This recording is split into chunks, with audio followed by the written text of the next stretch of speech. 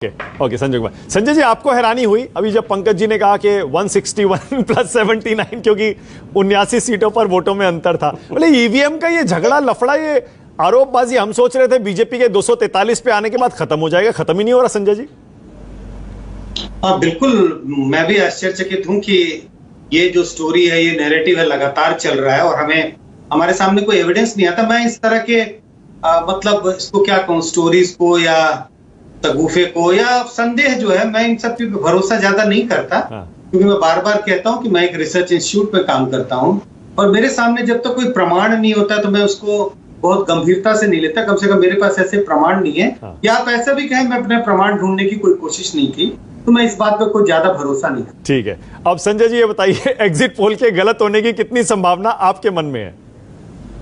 मेरे मन में आपको क्या लगता है, कितनी संभावना है?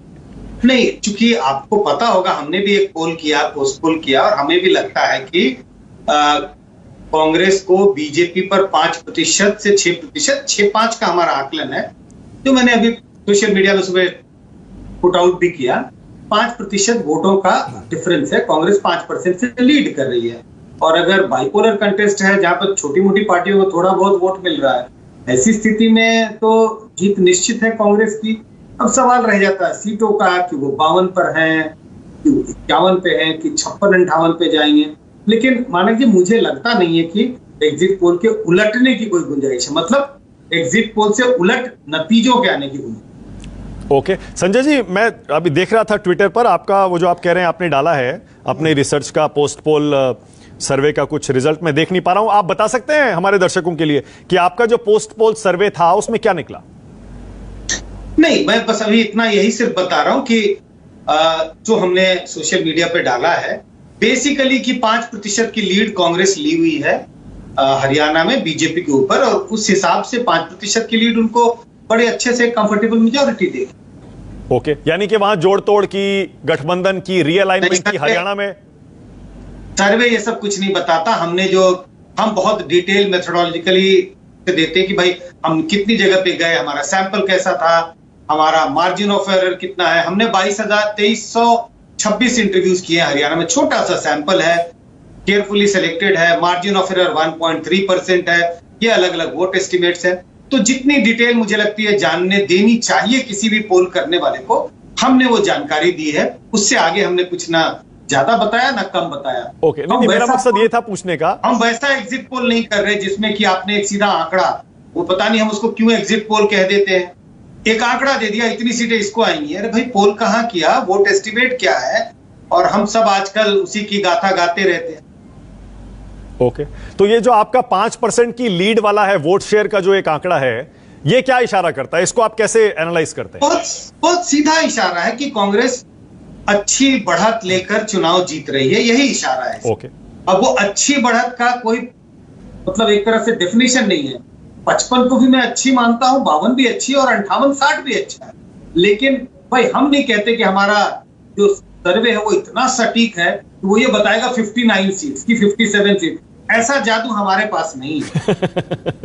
आपने जेएनके में भी किया है क्या पोस्ट पोल सर्वे? जेएनके में भी किया, वो भी पब्लिक डोमेन में है। वो क्या कहता है संजय जी, वो भी बता दीजिए। वो ये कह रहा है कि जम्मू रीजन में तो बीजेपी को बड़ी बढ़त है। हमारे सर्वे के आकलन के हिसाब से जम्मू रीजन में 49% वोट है बीजेपी के पास, और ओवरऑल आपको पता वैली में तो कुछ खास नहीं, 2% वोट है। लेकिन ओवरऑल जो वोट शेयर है उसमें उसमें बीजेपी सिंगल लार्जेस्ट पार्टी के रूप में सबसे ज्यादा बीजेपी दिखाई पड़ेगी आपको। लेकिन हम गठबंधन के तौर पर अगर देखें तो जेएनके में ओवरऑल कांग्रेस को 16%, नेशनल कॉन्फ्रेंस को 23%, तो अगर आप दोनों को मिला दें तो 39% है। बीजेपी को 24%, एआईपी को 9%, पीडीपी को 11%, जेकेएपी को 4%, अदर्स को 13%। और जो डिवीजन है कि हम जम्मू की बात करें तो यहाँ 49%, जो मैंने पहले बताया, 49% बीजेपी को, 29% कांग्रेस को और नेशनल कॉन्फ्रेंस को 7%। तो बड़ी लीड है बीजेपी को जम्मू रीजन में। और वैली में बीजेपी को 2% और कांग्रेस और जेकेएनसी को मिलाकर के 42%। ओके। तो बिल्कुल दो तरह का चुनाव है। मार्जिन ऑफ एरर हमने बताया है, करीब 1.7% कश्मीर में मार्जिन ऑफ एरर है, 1.4% जम्मू रीजन में मार्जिन ऑफ एरर, और ओवरऑल मार्जिन ऑफ एरर लगभग 1.5। ओके। ये जो आपका जो ये जम्मू कश्मीर का वोट शेयर है, क्या ये इशारा कर रहा है कि वहां हंग असेंबली हो सकती है? हाँ, बिल्कुल इसकी संभावना है कि वहां हंग असेंबली हो सकती है, इसके बावजूद कि बीजेपी अच्छी खासी सीटें जीत सकती है जम्मू रीजन में। जब अच्छी खासी सीटें कह रहा हूं, वो 32 भी हो सकती है और 36-37 भी हो सकती है। ओ ओके, इसका मतलब जम्मू कश्मीर में खेला हो सकता है संजय जी। इसका मतलब जम्मू कश्मीर में छोटी पार्टियों पर डोरे डालना ये सारे के सारे बड़े दल शुरू कर देंगे या कर चुके हैं? अब मुझे लगता है कि बार बार मैं कहता हूं कि अगर हम ये एग्जिट पोल और इन सब की बात कर रहे हैं, इसका विश्लेषण कर रहे हैं, कोई भी दुनिया का एग्जिट पोल ये नहीं बताता कि कौन किस पे डोरे डाल पाएगा और डोरे डाल रहा है। नहीं, ये मैं एग्जिट पोल के हिसाब से नहीं पूछ रहा था। ये मुझे लगा कि जब हम एग्जिट पोल पे बात कर रहे हैं तो ये डोरे डालना, कम से कम मैं इन सवालों का जवाब देने में बिल्कुल सक्षम। बहुत बढ़िया, ठीक है, ओके, ऑलराइट। संजय जी, मैं चाहूंगा कि आप वो हरियाणा का जो वोट शेयर था, कौन सी पार्टी को कितना मिला, वो भी जरा निकाल लीजिए। अभी आपके पास आ रहा हूं वापस, मैं वो भी जानेंगे।